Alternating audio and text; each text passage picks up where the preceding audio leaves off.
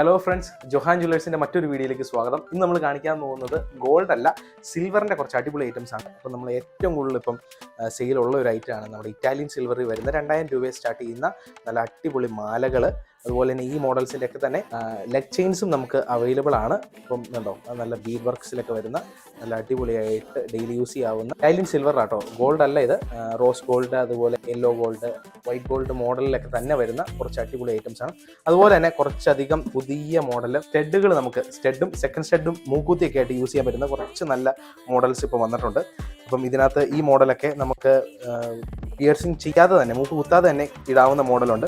പേളിൻ്റെ മോഡലിലൊക്കെ വരുന്നതുകൊണ്ട് അങ്ങനെ ഒത്തിരി വെറൈറ്റി കളക്ഷൻസ് ഉണ്ട്. പിന്നെ അതെ, പുതിയ അടിപൊളി പെൻഡൻറ്റുകൾ വന്നിട്ടുണ്ട്.